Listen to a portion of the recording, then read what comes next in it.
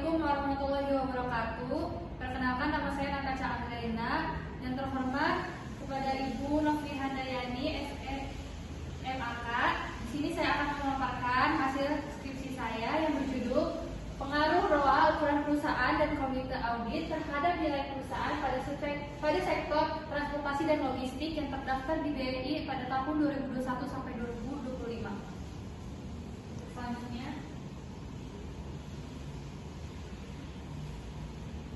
di sini ada latar belakang dan fenomena masalahnya. Sektor transportasi dan logistik merupakan sektor strategis yang berperan penting dalam mendukung distribusi barang, mobilitas masyarakat, dan pertumbuhan ekonomi nasional.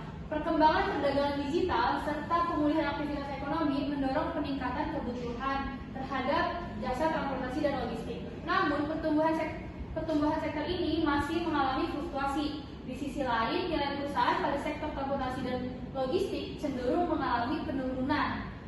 Selain itu, profitabilitas ROA-nya perusahaan ini menunjukkan kondisi yang tidak stabil. Sementara ukuran perusahaan cenderung meningkat dan komite auditnya relatif tetap. Kondisi ini menunjukkan bahwa peningkatan kinerja keuangan, ukuran perusahaan, dan tata kelola perusahaan belum tentu mampu meningkatkan nilai perusahaan secara konsisten. Di sini ada hasil CAP-nya. Penelitian mengenai faktor-faktor yang mempengaruhi nilai perusahaan masih menunjukkan hasilnya tidak konsisten. Penelitian menurut Saputra et al. 2025 menunjukkan bahwa return aset ROA berpengaruh positif terhadap nilai perusahaan, sedangkan menurut Aminuddin et al. 2023 menyatakan bahwa ROA berpengaruh negatif dan tidak signifikan terhadap nilai perusahaan. Pada variabel ukuran perusahaan, menurut Kamila dan Tiasari 2024 menemukan adanya berpengaruh positif terhadap nilai perusahaan. Sementara menurut Wicaksana dan Suwarno 2024 menyatakan bahwa ukuran perusahaan tidak berpengaruh signifikan. Selanjutnya, Yonatan dan Aperiweni 2025 menemukan bahwa komite audit berpengaruh positif terhadap nilai perusahaan. Namun, menurut Gustiana dan Dewi 2025 menyatakan bahwa komite audit tidak berpengaruh signifikan. Adanya perbedaan hasil penelitian tersebut menunjukkan adanya research gap, sehingga perlu dilakukan kembali penelitian terhadap pengaruh ROA ukuran perusahaan dan komite audit terhadap nilai perusahaan pada sektor transportasi dan logistik yang terdaftar di Bursa Efek Indonesia periode 2021-2025. Nah, di sini ada grafiknya. Di sini ada grafik rata-rata nilai perusahaannya di sektor transportasi dan logistik pada tahun 2021 sampai 2025.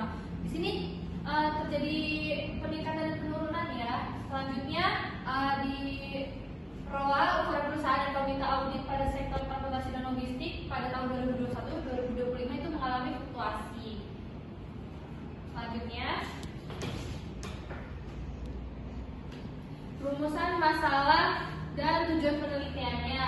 Rumusan masalahnya itu ada 4. Yang pertama, apakah ROA itu berpengaruh terhadap nilai perusahaan pada sektor transportasi dan logistik di BRI 2021 sampai 2025. Selanjutnya, apakah ukuran perusahaan itu berpengaruh terhadap nilai perusahaan pada sektor transportasi dan logistik pada tahun 2021 sampai 2025.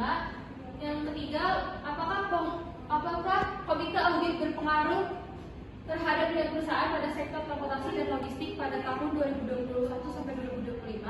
Yang terakhir, apakah return aset ukuran perusahaan dan komite audit secara simultan berpengaruh terhadap nilai perusahaan pada sektor transportasi dan logistik yang terdaftar di BRI pada tahun 2021 sampai 2025. Selanjutnya, tujuan penelitian ini menganalisis pengaruh ROA terhadap nilai perusahaan pada sektor transportasi dan logistik yang terdaftar di BRI pada tahun 2021 sampai 2025. Selanjutnya, menganalisis pengaruh ukuran perusahaan terhadap nilai perusahaan pada sektor transportasi dan logistik di BRI pada tahun 2021 sampai 2025. Yang ketiga, menganalisis komite audit terhadap nilai perusahaan pada sektor transportasi dan logistik yang terdaftar di BRI pada tahun 2021 sampai 2025. Yang terakhir, menganalisis pengaruh ROA ukuran perusahaan dan komite audit secara simultan terhadap nilai nilai perusahaan yang terdaftar di BNI pada sektor transportasi pada tahun 2021 sampai 2025. Di sini ada kerangka berpikirnya. ROA itu S1 mencerminkan kemampuan nilai perusahaan menghasilkan laba yang dimiliki. Laba dari aset yang dimiliki. Semakin tinggi ROA, semakin tinggi kepercayaan investor, sehingga nilai perusahaan pun meningkat. Selanjutnya, ukuran perusahaan X2 itu menunjukkan besarnya aset yang dimiliki perusahaan, sehingga perusahaan lebih besar cenderung dianggap lebih stabil dan memiliki prospek yang baik sehingga dapat meningkatkan nilai perusahaannya. Yang ketiga, komite audit merupakan bagian dari GCG yang berfungsi mengawasi pelaporan keuangan dan pengendalian internal. Komite audit yang efektif dapat meningkatkan kepercayaan dari investor. Terus selanjutnya, secara simultan ROA ukuran perusahaan dan komite audit menjadi sinyal positif bagi investor yang dapat mempengaruhi peningkatan nilai perusahaannya. Di sini ada kerangka berpikirnya. H1 itu ROA terhadap nilai perusahaan, yang kedua H2 itu ukuran perusahaan terhadap nilai perusahaan, H3 itu komite audit terhadap nilai perusahaan, yang terakhir itu H4 itu ROA ukuran perusahaan komite audit itu terhadap nilai perusahaan. Selanjutnya, kajian teori dan hipotesisnya. Kajian utamanya itu pakai signaling teori, perusahaan memberikan sinyal terhadap laporan keuangan dan kinerja untuk mengurangi asimetri informasi kepada pihak eksternal.